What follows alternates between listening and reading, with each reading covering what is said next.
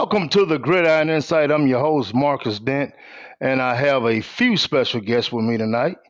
My sidekick, Mikel Stephens, What's going my on? main, my main man, Jason Watkins, and a newbie to the show, my guy, Mr. ESPN, Hey, how y'all Mike doing? Espy. What's going on with you, bro? Man, glad to be here, man. Appreciate y'all having me. Appreciate you having me, man. Oh man, it's all good, brother. It's all good, man. We've been wanting to get you on the show for a while, man, and a lot of things going on right now in high school football when it comes to recruiting and just a lot of stuff, man. And you've been in the game for a minute, Yeah, training and doing things, man. And so we said, hey, look, I got to get my guy Mike on, man. man. Appreciate you having me, man. Just look forward to talking about these kids, man. Yeah, man. Let's jump right into it. Mike is it's always been the um, perspective that 7-on-7 and training. A lot of high school coaches don't like that. Because they feel like their athletes are not paying attention to the program. And we both know that's the farthest thing from the truth, man. I Right. know back in 2000 and 16, maybe 17, you with the grind, I believe at that time. If I'm not mistaken, were you with the grind back then? Yeah, I coached the grind for one season, and after that, I Oh, was with the Devoted Dreamers. yeah, with the Voters Dreamers. But now you kicking it, you kicking it solo. Um, with the Sip Sliders, man, and you had a lot of kids come through and the whole panel. And I just I want you to give your perspective on what it's like for a kid to be able to go out and see other competition, and how do your kids that you train, how does that elevate them? Well, man, just to kind of to speak on initially what you said. Yeah, man. Some high school coaches are not high on 7-on-7 in training, but first and foremost, me as a 7-on-7 coach and as a trainer, high school football comes first, right? It And does. It and does. I agree. and I think that if you have a 7-on-7 coach or a trainer who doesn't feel that way, well, I think that kid is in the wrong spot, right? Correct. Because we are supportive of what everything that the high schools do, Correct. I 100% agree with that. man.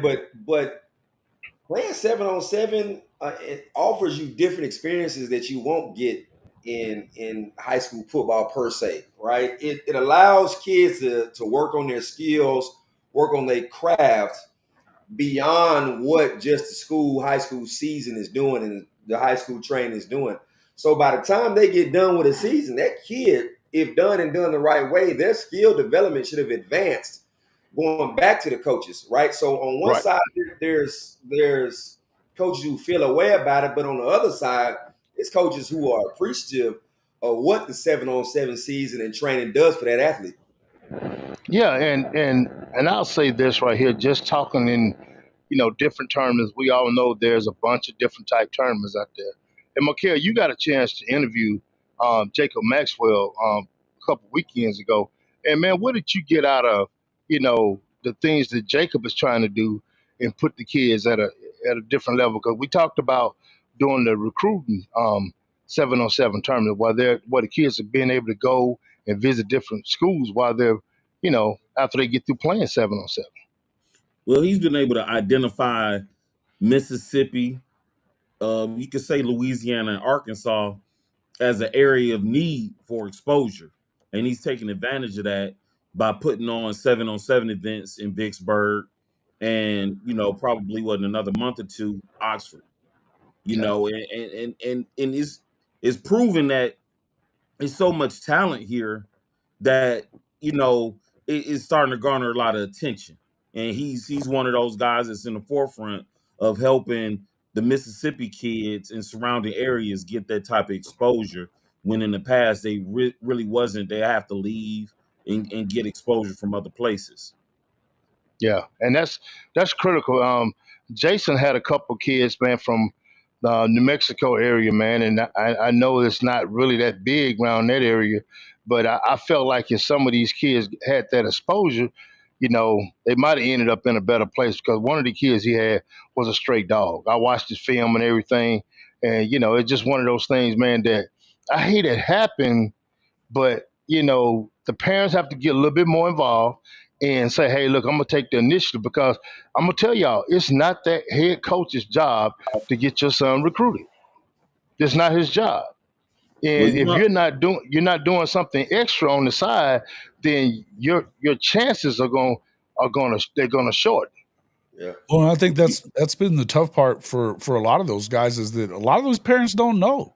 A lot of those parents don't know, and then you do have some of these guys that are steering them away from it and stuff too, coaches. Yeah, So yeah, you have that, and then not only when we come to the 707, Mike does something that marries 707, and that's training. That's receiver training, quick twitch training, mobility training, speed training. Mike, how does those things that what you do on the training side, how does that marry into what you do in 707? Well, for one, every practice that we have, obviously you have your team settings where you're going through plays and whatnot. But man, we're working skills. We're working skills from the offensive side of the ball and the defensive side of the ball. We're working technique, working footwork, working all of those things that are applicable to the 707. Then it is applicable, obviously, with the team setting at their schools. Man, I'm a firm believer that there's no substitute for the work.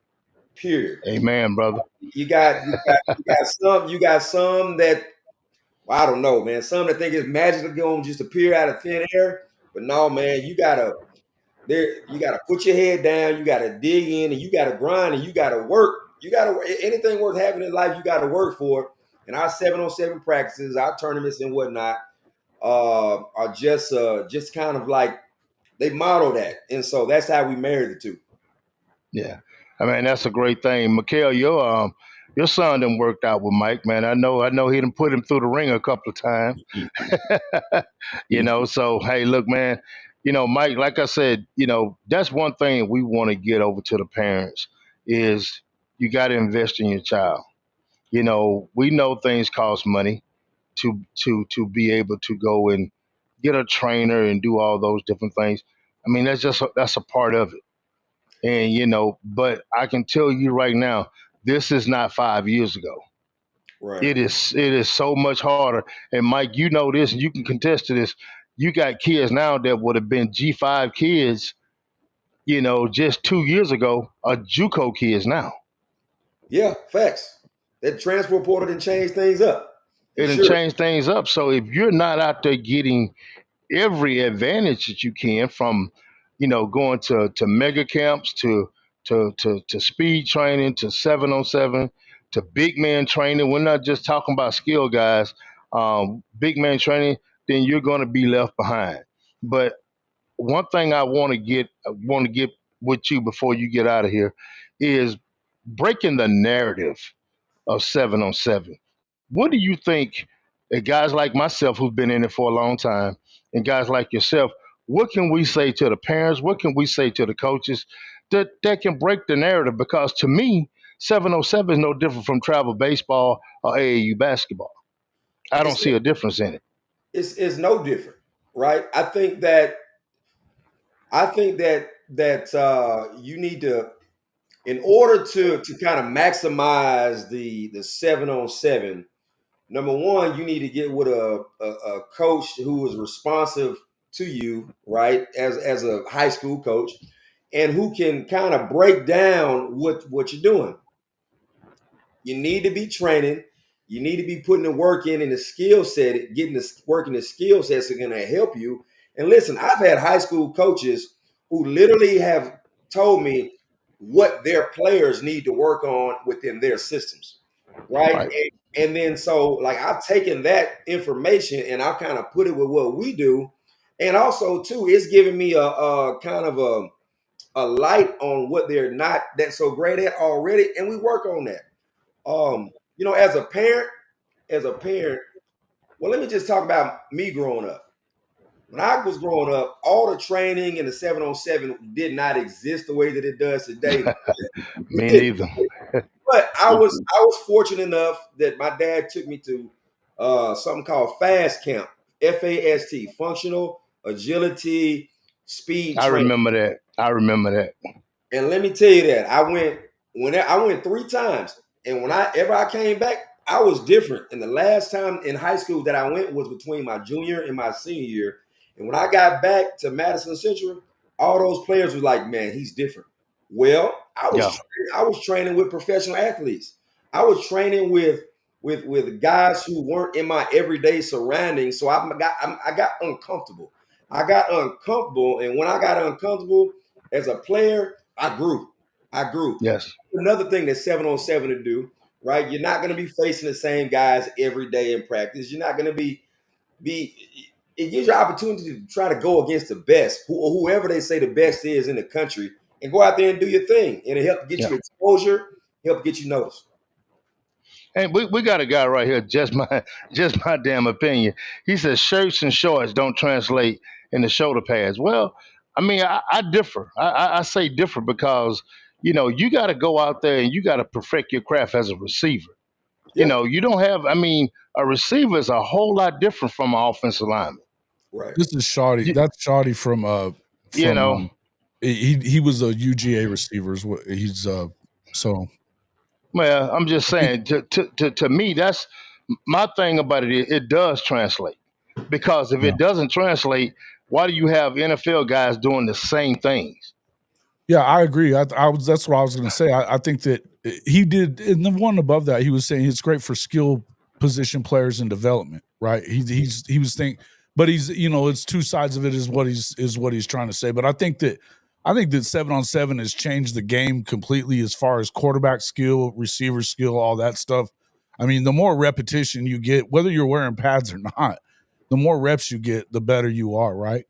Oh, no, most definitely. You think about this. You got to get that. I mean, it's 4 seconds on the clock, but you actually got to get that ball out in 3 seconds. Yeah, So if you can't tell me you have a quarterback and he has to read that defense, and he got 3 seconds to do it yep, against some of the top players. You take a 1A kid that, let's just say West Lowndes, which was a 1A school. He does not get a chance to go against the 7A guys, the top guys. He don't get a chance to do that on Friday night. But guess what? On Saturday, on the weekends, he can get out there. He can D that guy down, and he can show what he has. And a lot of these camps, a lot of these tournaments, they have on three rivals 24/7. ESPN.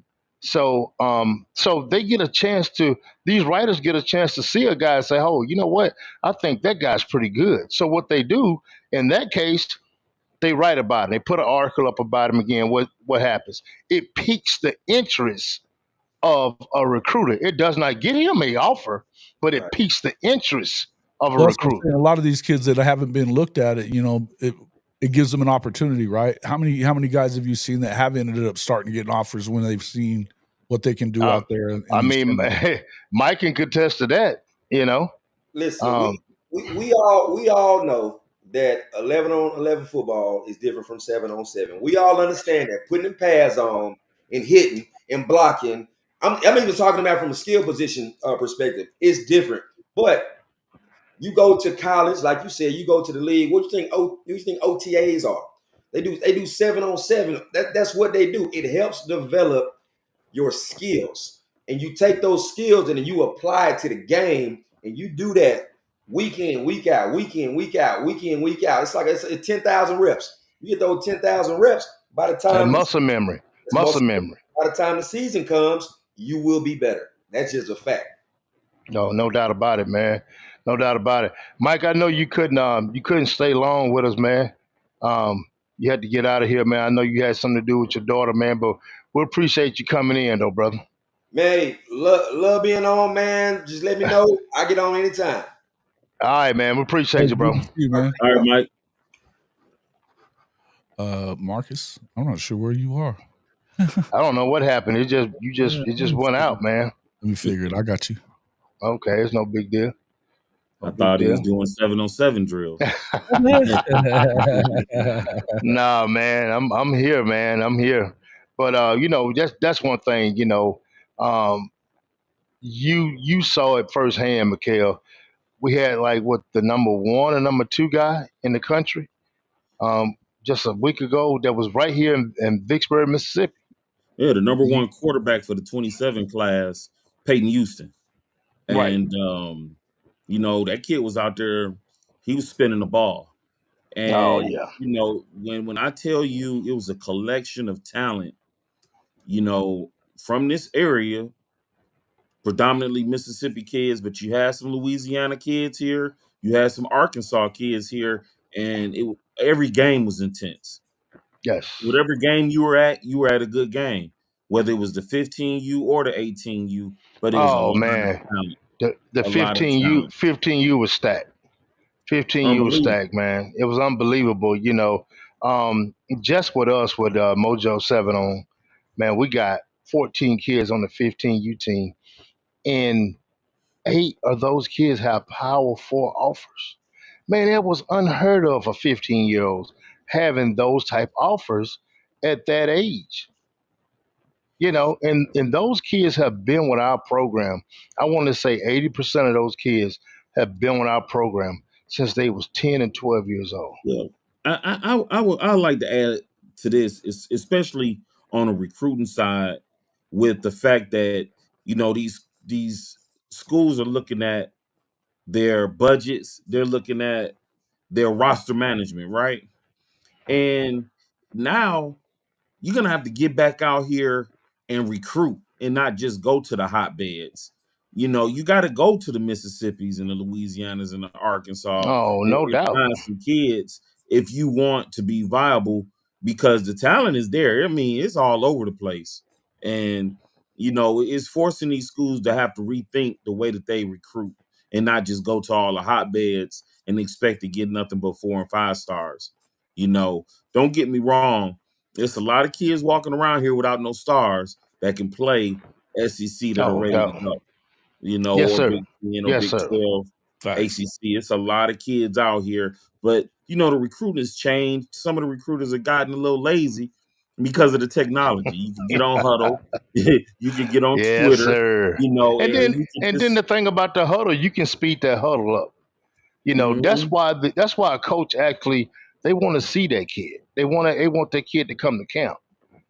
That's why going to the mega camps and going to the school camps are so important. You know, um, if somebody see a kid at a camp or a tournament, then guess what they're gonna do? They're gonna invite that kid to their personal camp. If you if know, they hear about this kid out there raising Cain and 7-on-7, you think these coaches don't watch? Because a lot of this stuff is filmed now. So the coaches get a chance to go online and go on YouTube, and they get a chance to watch Raw. They get a chance to watch uh, um, Mojo. They get a chance to watch Sip Sliders. They get a chance to watch the Heat. They get a chance to watch Coastline. They get a chance to watch watch these teams perform on YouTube and say, you know what, I like that kid. Let me bring him in. Let me just see what he can do because I just like what I saw. right? And on the flip side of that, with so many parents not being educated with the recruiting aspect of it, some of these high schools they do need to do more because the game has changed. They need a Completely recruiting changed. department. They need their Twitter pages jumping with media and exposure for their own kids. Everybody has to win, but these programs on the high school level, they have to step up to expose their kids. And there's a lot of schools that aren't doing that. No, it's You not. know, You have some high school in the booster club. I'm just gonna be honest with you. The booster club is taking up on their own to form a Twitter page and tweet out their kids' accolades and different things like that. I mean, we're seeing it. I think Tupelo has it. I think Houston High School has it, and it's probably a few more that does have it. But I'm seeing it more now than I've ever seen it before. And that's something that I commend the schools that do have the pages. I know everybody don't have the time or don't have the staff, but like I say, you're gonna have to do more because I'm just gonna be honest with you. A lot of the recruiters they've gotten lazy. Or I'm gonna say this: the budget won't allow them to come out. I'm gonna say that some. I've talked to some and say, hey, man, we don't have the money for me to come out. And some do. But like I say, hey, you have. Okay. I mean, I'm just being honest. But you still got some. You still got some lazy ones out there now. But I'm Hmm. gonna tell you a perfect example. I seen South Alabama come up here to Itawamba and watch a whole practice. You don't see that much. You don't see that much. Excuse me. But I seen them watch the whole practice in the spring. Hmm. And that's the type of stuff you used to see. That okay, you don't see that no more Well, you don't see it in the rural areas and in the smaller cities. In the hot spots like a in the Georgia, you hot can spot. roll up. In the hot spots. You can roll up on some practices, and you got 5 or 6 D1 schools there, all Power Yeah. Four. Mm-hmm. Now you'll get a little action, but these guys aren't hitting all the schools you would think they would hit if they came into a smaller, metropolitan area like a Jackson area or even a Tupelo area. So in 20 square miles you might only have two, but in a big market like Georgia, in 20 square miles you might have 10 schools. No, no doubt. That's And that's and that's the difference. And so let let's dumb it down just a little bit to Mississippi. okay. Let's dumb it down to where we are. We know what they do in Georgia. Okay, we know what they do in Atlanta, man, in those bigger cities, those bigger areas. Let's dumb it down to where we are right now in Mississippi. Let's talk to let's talk to the people that we see every day, and and and and maybe some other small places. You're gonna have to do more. You can't rely on my baby's good or a high school coach sending his film out and they didn't do my baby right. Instead of you, spending that $100, and I'm just gonna say it, don't get mad at me. Spend that $100 on that lace front. Hey, I'm just keeping it real with you. You spend that $100 on that lace front, or you spending that money on, putting some rims, or you spending that money on them new Jordans. You got to invest. Yeah, people spend their And money if what they want to spend it on. they spend their money what they want to spend it on, and then at the end of the day, you holler about what can you do to help little Johnny. Little Hmm. Johnny needed help when he was 15, not 18. Well, You 15 is missed a too 3 year too wonder. late. 15 is too late this day and Well, age. that's what I'm saying. 15 is when you should be picking up offers. Right. So when he was 10, 12, okay, he don't want to go to practice today. He don't feel good. And dang well ain't nothing wrong with it, but you just don't want to take it. you know so and this is for parents who looking for their kids to play at the next level. This ain't for people who just looking at my son just playing ball, just he Man, got something, look, we he's could just do a doing TED something. talk. We could do a TED talk to parents about recruitment because some parents just don't get it. And by the time they do get it, it's too late because Then these I see coaches it already every got day. their boards and they See already it know every who my they day. want guy. to get. That's what happened to my guy that he was talking about earlier too. That this is a kid that as a senior in high school in San Antonio in a 6A school had 20 touchdowns, 20 catch game, 6'3" running a 4.5, and he didn't play nowhere because Crazy. even with all that, and I it's just mean, because it was because he was a late bloomer. But the yeah. first thing they think about that is, well, what's wrong with him? What's wrong with him? What's wrong with him? Oh yeah. Oh yeah. You That's know? that's the first thing they're gonna ask. Well, this kid got all this. Something got to be wrong with him. Why doesn't he have an offer? Why doesn't he? But Why didn't he go to camp? well, like you said, when you talked about dumbing it down, right? like and this I like to use Mississippi State and Ole Miss for an example, right? All right, And go we ahead. know that the in-state recruiting, the talent is here, but let's take a state like Louisiana. They will lock down their state and get the best kids on that Oh, campus. every time, every time. Okay. Miami used to be a place like that where they would lock down Central Florida and South Florida. That was their recruiting ground. Nobody was to get out. I'm really interested on what's the strategic plan that's in place for like a Mississippi State or Ole Miss for in-state recruiting to contain the in-state talent. I really wonder what's that about or what that looks like. Well, there was a time when Dan Mullen was at Mississippi State. He had a little slogan said, "This is our state." You remember that? Hmm.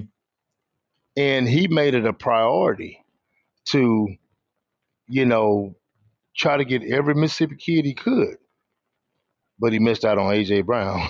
but, but but what I'm Yeah. saying is this right here. I mean, he wanted AJ. It's just they didn't love on him enough, and Ole Miss did, and that happened. But but I'm gonna say this right here. Go look at Ole Miss roster. Ole Miss roster is not just full of Mississippi kids. Now I think that 24K class was probably the most they didn't had in a long time. But they somehow the whole thing of we're going to get the kids from here has switched. They think the kid from Texas is better. Well, let me They ask might you think a guys: kid from Georgia is better. were they really recruiting you guys hard enough? Do you feel like that they're coming after Mikel Jr. hard enough, Mikel? Yeah, I do actually. I do. Um, you know, but I'm a parent that kind of understand the recruiting process. I'm not gonna sit here and say I know everything, but I understand the process, right? But it's a lot of kids. It's several kids is going to other SEC schools in the state that weren't being recruited by the two powerhouse schools in the state, and they're going out of state, and that's what I'm speaking to. Yeah, we've seen that in the past. We've seen that in the past. The kid, what's the kid Gardner Minshew that went to Washington and ended up going Hmm. to the Yeah, NFL. I mean, you Washington got him. State. Yeah, he Yeah, played for Washington State. Yeah, yeah, yeah. so you got that kid. You got well, this kid was recruited. He just decided not to stay in the state. Benson, that played at Florida State last year, not year four Trey last. Benson, Yeah, Trey Benson. running back. You had him, and Yeah, he that can that play it kid. too. So I mean, there's been several kids, over the course of the last 2 or 3 years that decided not to stay at home, and some of it was because they didn't get recruited hard. They were just expected, to stay in state. And I'm gonna be honest with you, it happened to Isaiah. It was more of an expected thing, you know. You know, Well, yeah, so so he made a decision to go elsewhere. So I mean, it happened like that. Not saying they didn't recruit him. I'm not gonna say that, but some if it wasn't the same amount of love that somebody else was giving. And I ain't just talking about Oklahoma. I'm talking about other different places. So, um, and I think they have shifted gears since then too. I think they have really shifted gears. Ole Miss does a great job of getting the top talent. That's what they're doing, and we all three of us we talked about something that we're going to do a little bit later on. When did the shifts change in the two schools? Because there was a time that Mississippi State got all of the top talent, and then Ole Miss decided, what, we're going to do something different, and it kind of swapped over. But like I said, to get back to what we're talking about with these kids in the 7-on-7 world and in the training world, we got to get the message out to the parents that is very, very critical for you to invest in camping your son. Now, I understand you cannot spend a whole lot of money, and that's cool. But what you can do, you can say, I'm going to look at the camps that are out there right now, and then you just set your budget. You set your budget like the camp. Camp season starts June 1st. Start June 1st. Most of the camp stuff is out already. Pick you 2 or 3 you're gonna go to. My suggestion, mega camps, because you're gonna see the more coaches. You have some coaches tell you, well, I wouldn't go to a mega camp. Well, if you got 50 coaches there, you need to be seen. And I'm gonna tell you, and here's the next thing the coach gonna tell you: you're not gonna get but 1 or 2 reps. No, you're not. You're gonna get more than 1 or 2 reps. But if you sit back there and you're offensive lineman, and you let that tackle beat you up, and you ain't got enough balls to get back out there and go again, you're gonna let that person go in front of you. But your mama gonna be sitting in the stand saying, "Well, he didn't get but 1 rep." You got to know how to count. You get beat, you get your butt back up there and you go again. Same way with a receiver. So nobody goes to a camp and they just, that's one thing I tell all my coaches. Look, we want to make sure these kids get plenty of reps. They came here for a reason to get reps so the coach can see them. But when little Johnny get his check paid in and he don't want to go no more, and then 10 minutes later, mama come over there to see me and say, my son ain't got but 1 rep. I paid this money and my son ain't got but 1 rep. And I said, this is what I did one time. I said, man, let me show you something. I said, come with me. I said, let's watch your son. Look, we sit there for about 4 or 5 minutes and we watch every time he was getting ready to get up there to go, he stepped back somebody else. He let somebody else go in front of him because he didn't want that smoke. So you got to understand, take your kid to camp early so he'll learn how to camp, and that's what I see. Let him go at 14 to 15 years old. Like, man, I got to, and guess what? When he go home, or like if he, 12. yeah, that's what I'm saying. I'm talking about to a mega camp. He's going to have to be in the 8th, 9th grade. So you need to take him to something raw like that so they'll understand, man, I can't be sitting around here with my hands in my pocket because that coach looking just the way I saw he didn't want to go. That coach saw he didn't want to go. So now what happened? Man, you scratched off the list if you was even on the list. Yeah, I mean it's always up to the player to continue to. You got to do your part too. Just getting there, getting there ain't enough. You got to perform. Yeah, just getting there it's not enough. Well, and like I said, everybody can't be a pit bull. but you got got some poodles out there. But if you're gonna play at that next level, you got to be there because nobody's sitting back, waiting for you to grow up. They don't do that no more, bro. And that's one thing about that. There was one thing about the 7-on-7 tournaments, man. You get out there, man. It's a guy out there. He waiting to snatch your soul from you because he want to get seen by 24/7 or rivals or whoever, whatever social media, whatever sports media companies there. He wants that notoriety. Mm-hmm. I had a kid one time. He always he guess what he did the whole trip. He looking through Zorts, trying to find what kid is ranked. Guess what? He got a chance to go up against him. He wanted to burn him, man. He wanted to tear the top off his head. Because guess what? 9 times out of 10, we got a film guy. We do that. He put it on social media. Somebody like it. Somebody see it. Some coach see it. Man, this kid got potential. Is he gonna get a scholarship off of that? Hell no. But what he's gonna do, he's gonna pique somebody's interest enough to say, look, I wanna look into this kid more. And that's what you have with that. Instead of people saying, man, it's just a waste of time, it's a waste of money. A lot of these 7-on-7 teams are fully sponsored. The kid doesn't pay anything. We have one team that's sponsored. The other one we raise the money for. Parents pitch in when they can, but it's not like we out here charging kids $1,500 to play 7-on-7 like they do in softball, like they do in baseball. which is crazy. It can be a big industry, and I think that that's probably what a lot of the negative comments, you get a lot of that stuff coming from those things. And that last time that we were on the Late Show, and you had that guy talking about that. But I think that I would tell you, I think that you should talk more about that. I mean, talk about the fact that you guys are out there raising money for this stuff. You've got sponsors. You run a full nonprofit organization. Yeah, well, I mean, the organization is nonprofit, and everything that we bring in goes toward those kids, and it's all tax deductible. We're not out here. We all have jobs. We all have some kind of, we all have income coming in.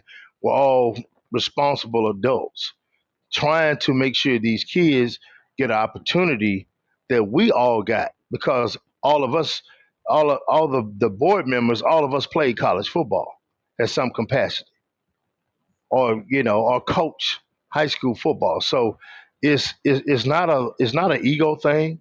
It's not a I tell kids all the time, you tag me in something if you want to. I appreciate it, but you don't have to tag me. I'm not gonna get mad because you tag somebody else in something. You tag me, appreciate it. I'll retweet it and I help you all I can. But I'm not one of those guys that, man, that kid didn't tag me when I helped him or whatever, man. That's not the type organization we are, you know. And that's just what we are. Now, I'm gonna say this. We gonna talk about the good, the bad, and the ugly. There is some bad. Sure. There is some bad in 7-on-7. There's bad actors everywhere. In Yeah, everything. you got bad actors everywhere. You got guys that want to be complete control of a kid. And if you might be talking to a kid on Twitter and they find out you talking to the kid, you got some of these clowns right here that inbox you. Man, that's my kid. I don't think you birthed nobody. I ain't birthed none of these kids. You see what I'm saying? I ain't birthed none of these kids. These kids can talk to whoever they want to. I have no jurisdiction over them. We don't have that. But if you want to, if we putting into you, pouring into you, and trying to help you, and you want to go play somewhere else, then be free to go play. Sure. That's just what we are. But I want people to understand that there's some sacrifices that has to be made the same way they sacrifice in AAU, they sacrifice in girls softball. Oh man, I don't even want to talk about girls Mhm. softball. It costs an Some of us arm out and there, a man, there's a leg to play lot of girls money in it. softball. Oh yeah, It all I, costs I, money, man. It all costs dude, money. I mean, it's like I've seen some of these big travel teams. Mhm. Man, $500 to try out. I'm like, what in the hell do y'all get out Those charging soccer teams somebody? are like that. My daughter was a soccer player, and when we moved to Albuquerque, she was probably 11, and she had already been. She was the best player in the state already, coming from where we were. And Yeah, there was a bunch of teams that are like, "Oh yeah, it's like $1,500 to try out, and you don't get that back."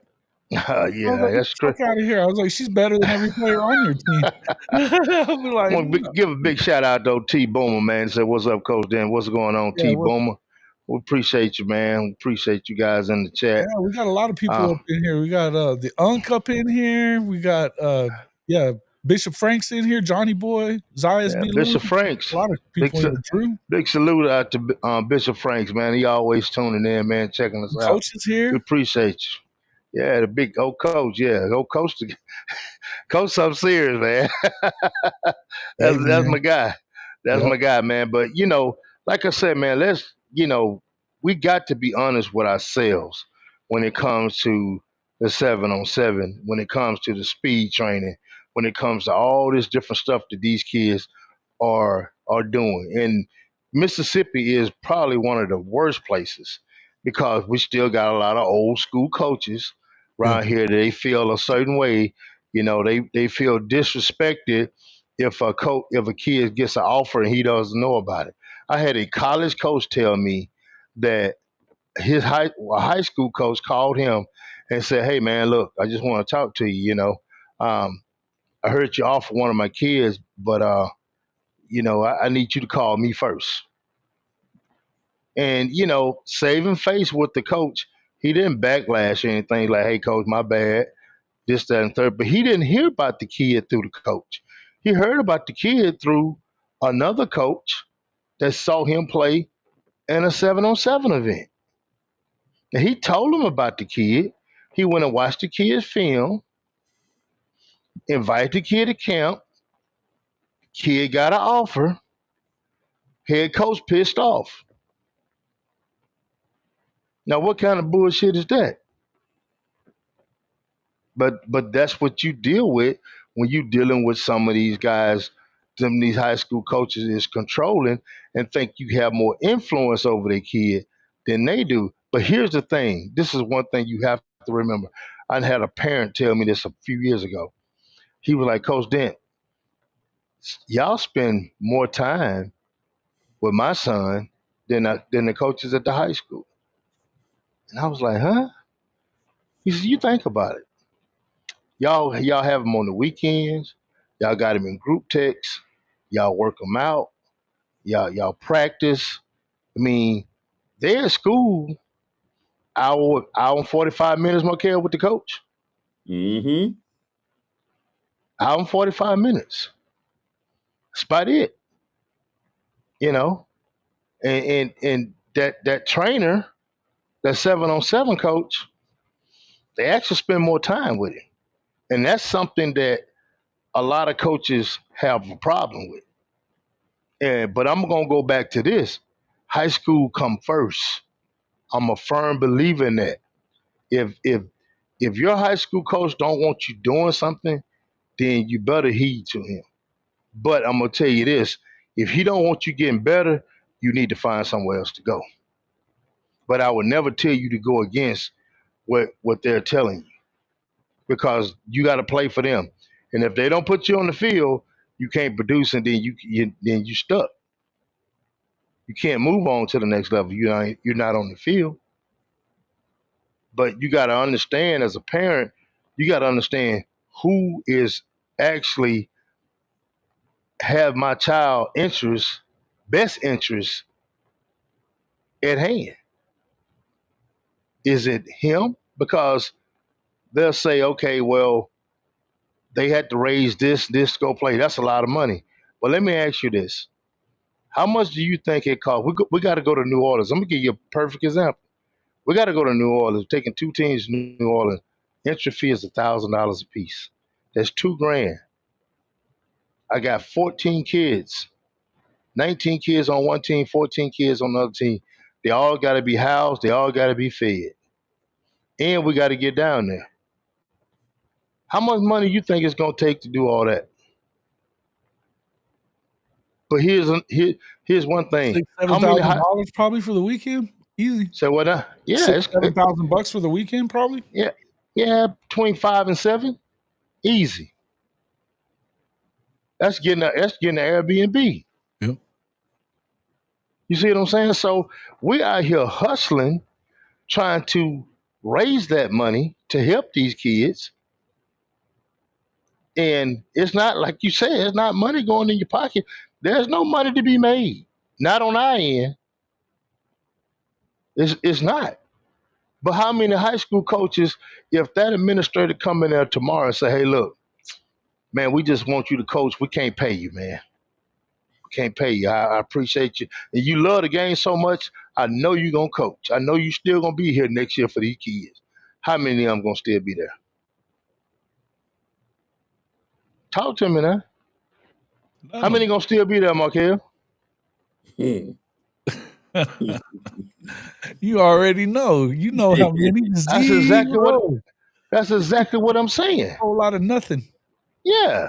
Well, I heard this excuse from one of the coaches. Well, if they wanted to coach, they should have went to college and became a coach. Well, you knucklehead. Half us got degrees. We just don't want to make that little bit of money high school coaches make. That's what my bachelor's was in. You see what I'm saying? I never. Am I talking facts or what? Yeah. I remember in 1995 or 96, I had one of my buddies. He was coaching high school football, and he was bragging, man. I made $47,000. Hell, I had made 70. Hey man, be cool on people professions now. You might No, want no, no, no, no. to I'm not. No, I'm not saying that. No, In the teachers are the long, best, man. in the Teachers are long great. run, Yeah. you man, you off on the weekends. You off on holidays. You off in Oh, the summer. I wasn't off during that time. My ass had to go to work. So there's a. There's I pluses and mean, minuses to it for sure. yeah. I mean, it was damn jealous of that too. Now I'm like, dang. Maybe I should have went on the coach, but it didn't pay the bills Yeah. at that It's a point in good time. question right here. Sooner in Texas has he's asking, are high school coaches limited to how much time they can spend with players like college coaches are restricted? I think it all depends on the state and the state, whatever's going on there within your state, like your activities association or your athletic association. Isn't that right? Yeah, well, yes and no, because I don't think that's something that's really guarded. I think like during the summertime, they got so much time they can spend with them. But like I think during the school year, it's unlimited. Okay. I don't But think as far there's as a like in the pads and doing stuff, there's definitely going to be yeah, rules and yeah, all that kind of they stuff. there are. I mean, you can only. I mean, that's been cut down for years. Back in the day, we had 2 days. They don't even do that anymore. So that's been definitely been cut down I from remember where it those used days to in be. August. Whew, mm, brutal. Oh, we just lost him again. I don't know what happened there. Yeah, I remember those days. In 2 days, though, Michael. ooh, that was brutal. Woo, August, you out there burning up and just the best one was, if you did it at nighttime, which That we was ended up. brutality football. Oh, that's no doubt. They're trying to make you quit. Trying to make you quit. We're gonna find out who the guy is, right? but I see a popular thing now are the padded camps with multiple teams.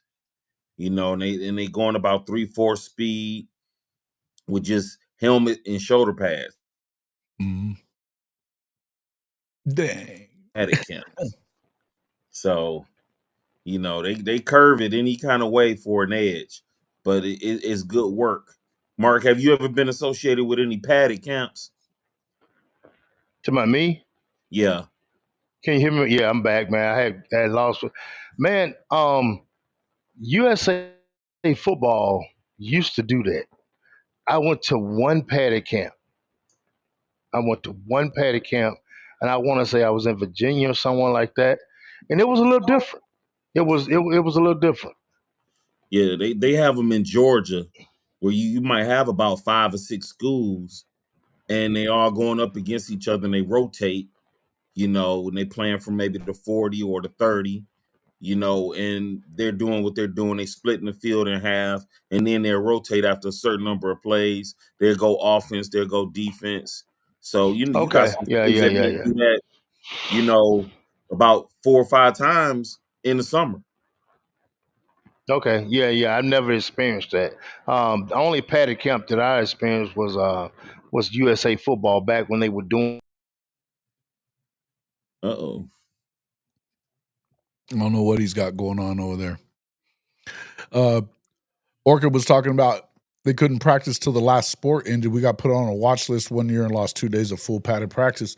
I know the way they started it with us, you had to have 5 days in shorts and helmet anyway, whenever you got started. So In some states have like an acclimation period yeah. where you got to come to Mhm. practice in 5 consecutive days before you could get equipment and stuff like Man, that. I don't know what's going on. Keep kicking me out.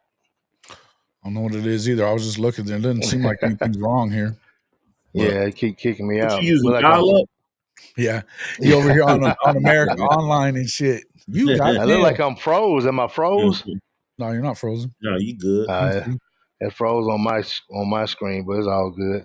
But That sounds like that's an issue with your network, bruh. Come on now. yeah, it might be. Hey, I got this. Supposed to be the fastest it is, man. What you call it, fiber? So hey, it is what it is. But yeah, man. One thing, I like I said, I appreciate Mike coming on, man. Mike has worked with a lot of people, over Yeah. the years. I think Malik Heat that's in the NFL right now, man. He's worked with him, and I know Aiden Williams is at Mississippi State right now. I know he's worked with him a lot, man. He got a long list of guys. Go look him up, Mike Espy. Mike Espy on Twitter. Check him out, man. One of the Yeah, greats, Malik one of the He's best to Jonathan do it. Mingo, Yeah, Aiden yeah, Williams, Mingo, yeah, Aiden and Williams. Dylan. Those Yeah, guys that are there. Yeah. he was Yeah, man. working with Cam So, Akers for a minute too. oh yeah, Okay. yeah. I do remember that. Yeah, yeah. I mean, so you like I say he's been around. He's one of the greats when it comes to what he does, as in getting kids ready for the next level. Man, that's something that I don't think we have enough of in Mississippi. I'm starting to see more trainers. I would like to see more certified guys than just just pop up guys. And I'm gonna tell your parents this. Check it out, parents. Look, do not send your kid to somebody who just you know they say they're a trainer. If this guy hasn't have if he doesn't have a track record of doing this, putting kids, in college. When I say about putting kids in college, kids that have come through his program have went on to the next level. If don't waste your money on those things. Those are some of the bad things, guys. I'm gonna tell you. Those are people out there. There are people out there that does that. I mean, they'll take your money in a minute. We know that. I mean that happens. There are camps that will take your money in a minute. There's 707 teams that will take your money in a minute. Do your research. Do your research on that person who's running that organization, because there's a lot of information out there. Be very skeptical of startup teams because somebody got mad and left this team and went over here. Be very skeptical of those type organizations because they're around. They're around every day. So be skeptical of those type of organizations. But like I said, parents, it's the ball is in your court. The ball is in your court. I mean, that's just it is what it is with that. Yeah. Mikel, what you got for us before we get up out of here, bro? Oh man, I know that 7-on-7 tournament in Vicksburg was amazing. It was awesome to see so much talent in one place at one time. I look forward to seeing the next one in Oxford. Oh yeah. Again, I would say, you know, high school football in the Mississippi area, the talent is definitely in a good spot, and it's only getting better. I didn't discover anything, but I did witness some kids in the 28 class and the 29 class, that just kind of blew my mind. I was Wow. like, wow, these kids are super young, but they're super athletic. 14U. Yes. 14U. Yeah, yeah, I got you. Yeah, I So, got you. it's for the most part, the 25 class is almost officially over with, and we're stepping into the 26 kids. They on deck, they're in the batter's box. It's time for them to hit, and then the 27. So it's interesting seeing, a lot of kids getting a lot of offers, but it's gonna be interesting to see some of these camps rolling up, the Under Armours of the world, the Rivals, Oh the yeah, that's Armies. coming up. Yes, a lot of Yeah, those that's coming coming up. up. I So mean, look. We're gonna plug the Southern Elite while we got it, man. June 1st at Jackson State University, over 40 colleges, man. A lot of SEC schools, a lot of HBCU schools, a lot of JUCOs. and, Come out, and that's come a on great out. opportunity for a That's lot a of great parents opportunity. who have no idea that's a camp that's coming up fast in a hurry. But the most important Yeah, thing, your student athlete should be working to be should be prepared for working that right camp. now, right? Yes. And you got plenty of time. I mean, it's February right now. It's February right now. You got from February to June to to get ready. You can go to Southern Elite 150 Camps on Twitter. The link is in the bio, man. Go ahead on sign up. You can go to my page on Twitter. Marcus Dent 93 is you can just scroll down. You'll find it because we retweet it every day. Um, like I said, man, it's something that it's in the center of Mississippi. It's right there in Jackson, Mississippi. So it doesn't matter where you stay, you should be no less than 3.5 hours from it. And that's what it is.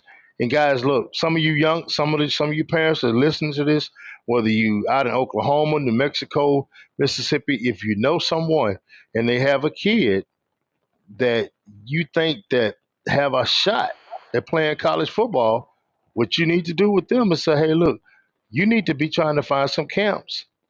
You need to be trying to find some different things that you can go to and get this stuff, and get this kid on the map because you got to get them on the map. You got to get them on the map as soon as possible. 12U is not too young. 7th grade, we were playing we started playing the FBU with the team the team that we had in the 7th grade. Really, we had them in the 6th grade. To be honest with you, 6, 7, in the 8th grade we played for the national title. How many of those kids that we played that we had on that team that are 4-star kids right now? It's and got to be is about headed to 4 or college. 5 kids at least. I think it's more than that.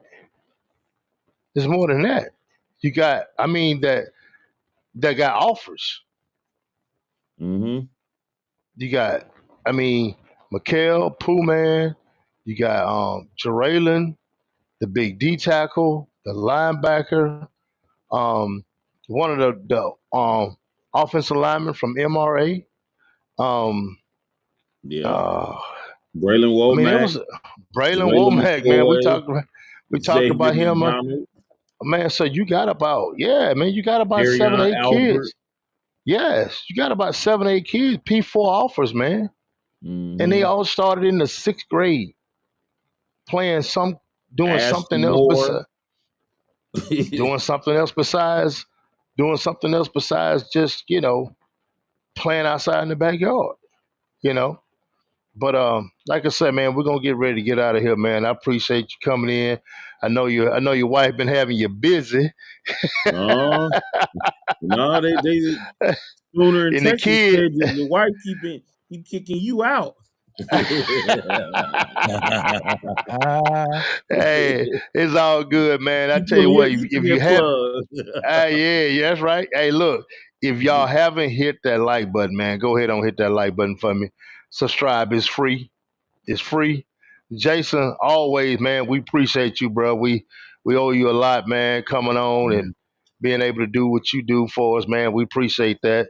We appreciate the Sooner Nation that comes in and Yeah. and they dial in with us, man. They come on here with us, man. We appreciate that. But like I said, we're just trying to give everybody good content, man, and get these parents a lot of information that they normally don't get from the high schools, and get from a reliable source for somebody who's did it, somebody who's been doing it for a long time. But until next time, y'all, peace.